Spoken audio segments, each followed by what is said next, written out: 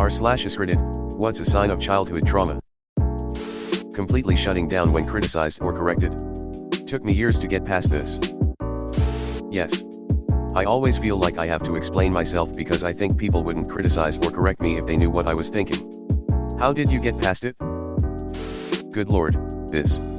Even when I know the criticism is constructive, even when I ask for it, even when it's the most well-meaning corrections in the world and it's prefaced with how good I'm doing, any amount of criticism at all makes me tense up and go quiet, and it always feels bad. Hypervigilance. Survival technique. The kind where you know a parent is going to fly off the handle by the sound the floor makes when they walk. Oversharing when you haven't known the person long, or the opposite where you don't open up to anybody. Two extremes. What about both? Oversharing with total strangers but not opening up to friends/family. Trouble forming relationships. Fuck. Have I just been blaming it on social anxiety but not going deeper into realizing it's actually trauma? Actually, I probably already knew this, thanks Dad. Unable to forgive themselves for small mistakes. I am always scared that people are mad at me. Always. Sometimes I'll mute someone for a day just so I can preempt them ignoring me because I'm sure they're mad at me. Then end up seeing their next messages later, like wow, I fell asleep early last night. I really like that book you mentioned, BTW. Difficulty making relationships, fears of being judged and low self-esteem. Choosing partners who don't support, cherish, or value you. Choosing jobs and relationships that reflect the lack of empathy and neglect that you grew up with. And GT, choosing partners who don't support, cherish, or value you. Ow, fuck. Perfectionism. Addictions. Compromised relationship to intimacy, their bodies, eating, money. Perfectionism.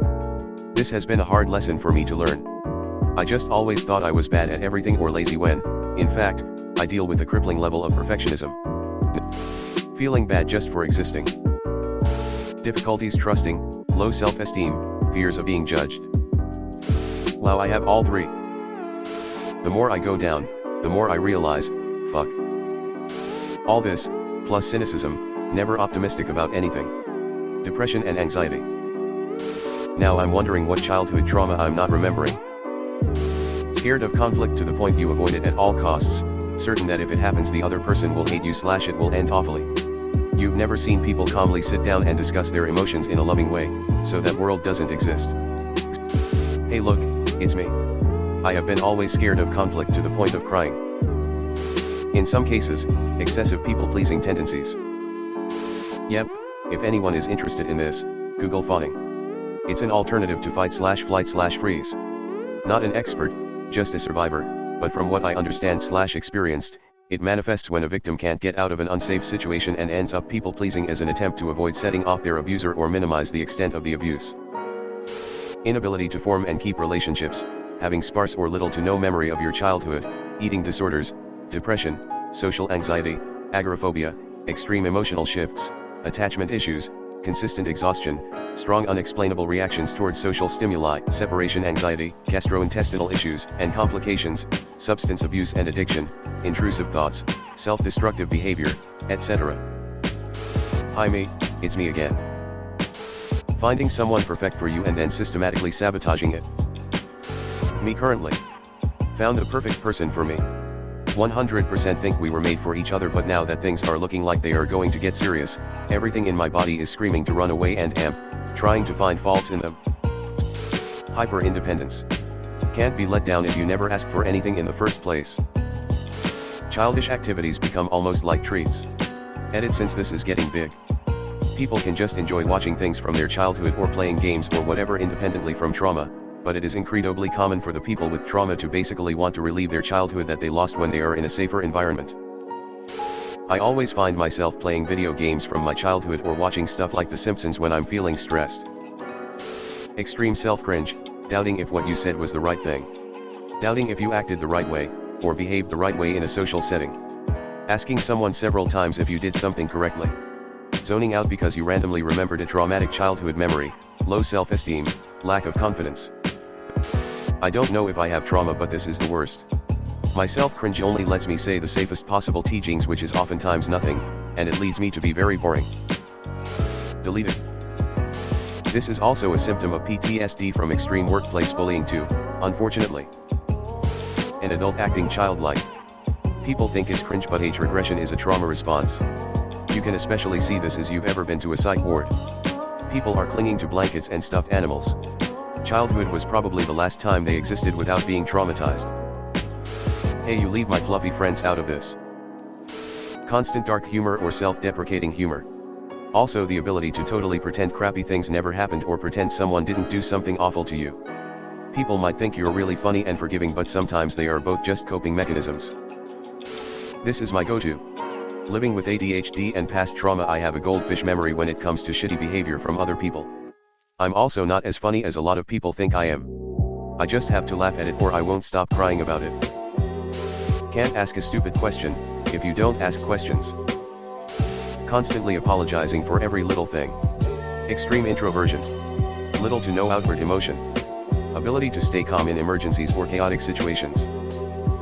AHH, that last one got me. When shit hits the fan I am almost always calm, but when things are just fine, crippling anxiety about what could go wrong, LOL. CAI. Or even smiling in emergencies or tense situations. And GT, ability to stay calm in emergencies or chaotic situations. That's the big one. It meant survival. Always saying sorry.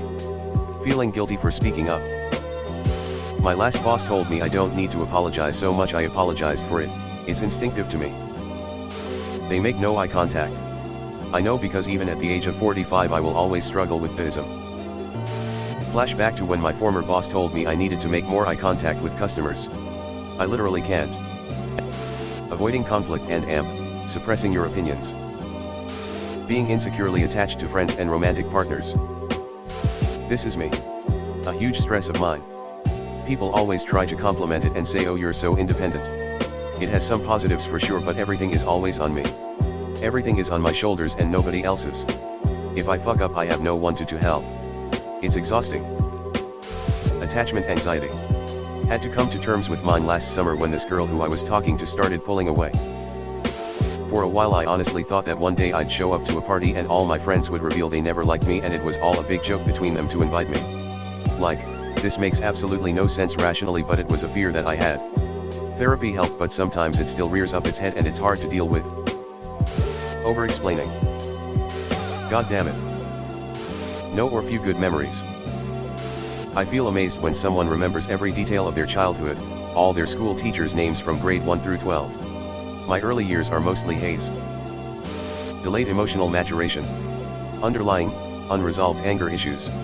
Low self-worth. Abandonment issues. Overly sexualized behaviors. I unfortunately read this as delayed emotional masturbation. I was really fucking confused. Maybe it is ironic given your last sentence, LOL. What I see most in people I know, it's the excessive apologizing. They'll be talking a lot about something they're interested in and constantly apologize for talking so much.